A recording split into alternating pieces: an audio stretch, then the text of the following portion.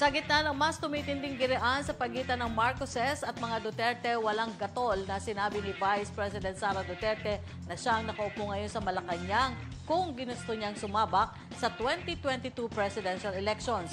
Sagot ito ni VP Sara sa pahayag ni House Assistant Minority Leader at Zambales Representative Jay Conghung na nagsimula ang umano'y hidwaan sa top 2 post ng gobyerno dahil sa ambisyon di umano ng una na magmadaling maging presidente. Mula lang naman lahat ng kaguluhan na ito noong mangarap ang ating Vice Presidente na maging presidente ng maaga. Nung mangarap ang former president na paupuin yung kanyang anak na maging presidente kaagad, doon naman nagsimula lahat ng ito. Sa panayam ni Duterte, diretsahan itong binuweltahan ng kongresista kung saan binigyan din ito ang kanyang pamamayagpag noon sa mga survey at buoan niyang suporta ng tao para sa kanyang kandidatura.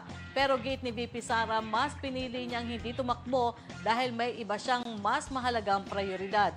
Paliwanag ni Duterte, si Pangulong Bongbong Marcos ang umano'y nakinabang sa kanyang desisyong hindi tumakbo kahit hindi siya maaaring akusahang atat sa posisyon na kanyang sinadyang tanggihan.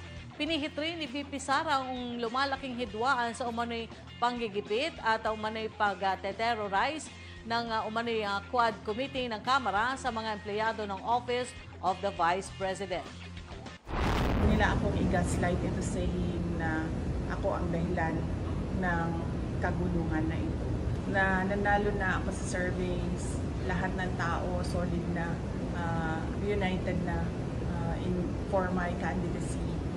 Pero I gave it away because I felt I had to do some other things other than being President of the Republic of the Philippines.